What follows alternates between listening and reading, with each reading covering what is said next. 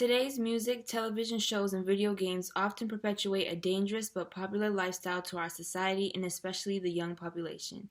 Although it's not always thought about in our daily lives, guns are a type of technology used to destroy and separate in an infinite amount of ways. Being thought of as a device needed for protection, they have been a major cause of pain and destruction for many different communities on a daily basis. The way the government system is set up in the U.S., each state is allowed to have their own set of laws and regulations regarding gun laws, and this further weakens the regulation of guns being used overall.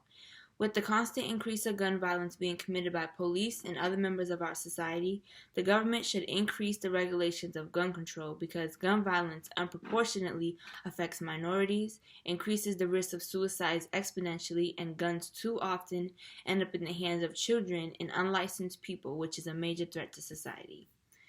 To begin, I'd like to explain how gun violence unproportionately affects minority groups and therefore increases the likelihood of PTSD and other traumas. According to a site called AmericanProgress.org, Black Americans are 10 times more likely than white Americans to die by gun homicide. Black Americans are 3 times more likely than white Americans to be fatally shot by police. 60% of gun deaths among Hispanic and Latino people are gun homicides. This shows how more minority groups are being affected by guns in our communities, and this is a major threat to minorities.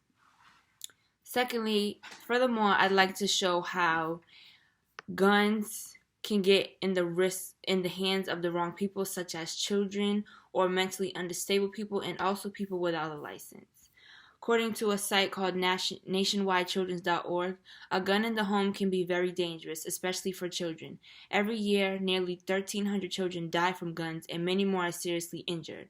Nearly 40% of all unintentional shooting deaths among children from the age of 11 to 14 occur in the home of a friend.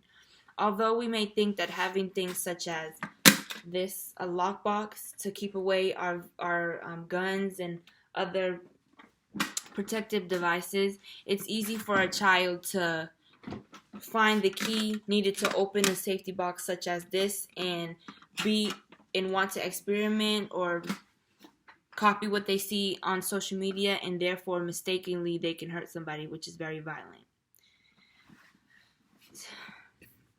Furthermore, I'd also like to explain how less gun control increases the risk of death by suicide 3 times. According to a site called Vitana.org, the New England Journal of Medicine published a study by Arthur Kellerman that shows people living in a home face a risk of homicide that is 40 times higher than people in a home without a firearm. The risk of a firearm-related suicide is 90 times higher when a gun is in a home. So many people keep their guns nearby in their home, maybe near the door in case of a burglary, or near their bedside, such as in their closet or in their nightstand, to use in the case of emergency. And when people face obstacles such as mental health issues, guns are readily available, so they end up taking their life.